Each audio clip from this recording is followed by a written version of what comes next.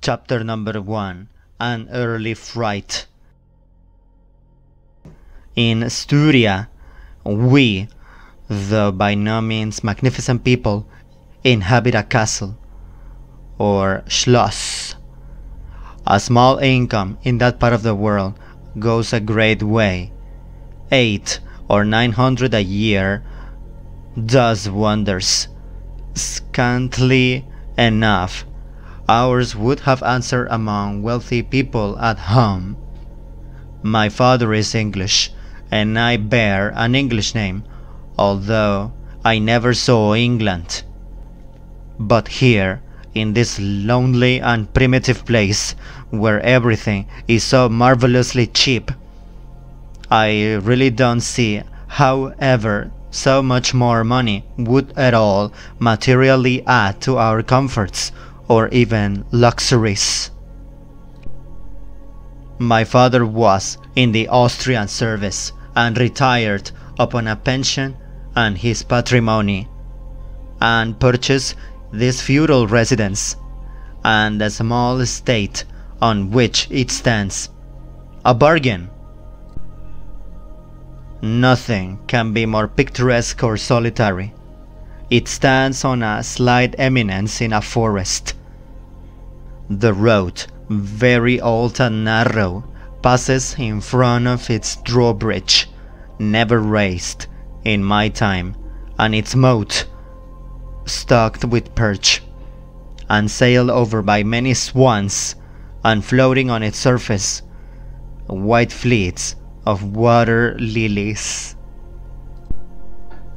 Over all this, the schloss shows its many windowed front, its towers, and its Gothic chapel. The forest opens in an irregular and very picturesque glade before its gate, and at the right a steep Gothic bridge carries the road over a stream that winds in deep shadow through the wood.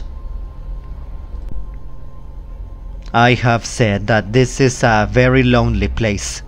Judge whether I say truth.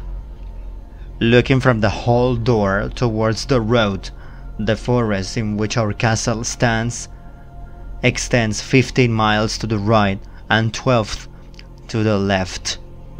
The nearest inhabited village is about 7 of our English miles to the left.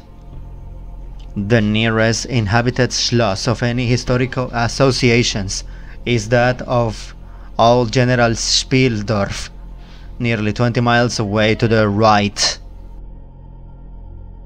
I have said the nearest inhabited village because there is only 3 miles westward, that is to say in the direction of General Spieldorf Schloss, a ruined village with its quaint little church, now roofless, in the aisle of which are the mouldering tombs of the proud family of Karnstein, now extinct, who once owned the equally desolate chateau which, in the thick of the forest, overlooks the silent ruins of the town. Respecting the cause of the desertion of this striking and melancholy spot, there is a legend which I shall relate to you another time. I must tell you now how very small the party who constitute the inhabitants of our castle. I don't include servants or those dependents who occupy rooms in the buildings attached to the schloss. Listen and wonder. My father, who is the kindest man on earth, but growing old, and I, at the date of my story, only 19. 8 years have passed since then. I and my father constituted the family at the schloss. My mother, a Styrian lady, died in my infancy, but I had a good-natured governess, who had been with me from, I might almost say, my infancy. I could not remember the time when her fat, benignant face was not a familiar picture in my memory. This was Madame Perrodon, a native of Berna, whose care and good nature now in part supplied to me the loss of my mother, who I do not even remember. So early I lost her. She made a third at our little dinner party. There was a fourth, Mademoiselle de la Fontaine, a lady such as you term, I believe, a finishing governess. She spoke French and German. Madame Perrodon French and broken English, to which my father and I added English, which, partly to prevent its becoming a lost language among us, and partly from patriotic motives, we spoke every day. The consequence was a babble at which strangers used to laugh, and which I shall make no attempt to reproduce in this narrative. And there were 2 or 3 young lady friends besides, pretty nearly of my own age, who were occasional visitors for longer or shorter terms, and these visits I sometimes returned. These were our regular social resources, but of course there were chance visits from neighbors of only 5 or 6 leagues distance. My life was, notwithstanding, rather a solitary one, I can assure you. My gouvernants had just so much control over me as you might conjecture such sage persons would have in the case of a rather spoiled girl, whose only parent allowed her pretty nearly her own way in everything. The first occurrence in my existence, which produced a terrible impression upon my mind, which in fact never has been effaced, was one of the very earliest incidents of my life which I can recollect. Some people will think it so trifling that it should not be recorded here. You will see, however, by and by, why I mention it. The nursery, as it was called, though I had it all to myself, was a large room in the upper story of the castle, with a steep oak roof.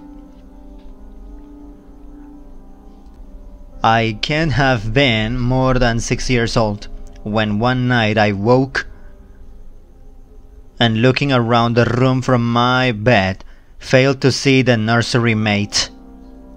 Neither was my nurse there, and I thought myself alone. I was not frightened, for I was one of those happy children who are studiously kept in ignorance of ghost stories, of fairy tales, and of all such lore as makes us cover up our heads when the door cracks suddenly, or the flicker of an expiring candle makes the shadow of a bed spot dance upon the wall nearer to our faces. I was vexed and insulted at finding myself, as conceived, neglected, and I began to whimper, preparatory to a hearty bout of roaring, when, to my surprise, I saw a solemn, but a very pretty face looking at me from the side of the bed. It was that young lady who was kneeling with her hands under the coverlet. I looked at her with a kind of pleased wonder, and ceased whimpering. She caressed me with her hands, and lay down beside me on the bed, and drew me towards her, smiling. I felt immediately delightfully soothed, and I fell asleep again. I was wakened by a sensation as if 2 needles ran into my breast very deep at that same moment, and I cried loudly. The lady started back, with her eyes fixed on me, and then slipped down upon the floor, and, as I thought, hid herself under the bed. I was now, for the first time, frightened, and I yelled with all my might and main, "Nurse, nursery, maid, housekeeper, all came running in, and hearing my story, they made light of it, soothing me all they could meanwhile. But, child as I was, I could perceive that their faces were pale with an unwanted look of anxiety, and I saw them look under the bed, and about the room, and peep under tables, and pluck open cupboards, and the housekeeper whispered to the nurse, "Lay your hand along that hollow in the bed. Someone did lie there, so sure as you did not, the place is still warm."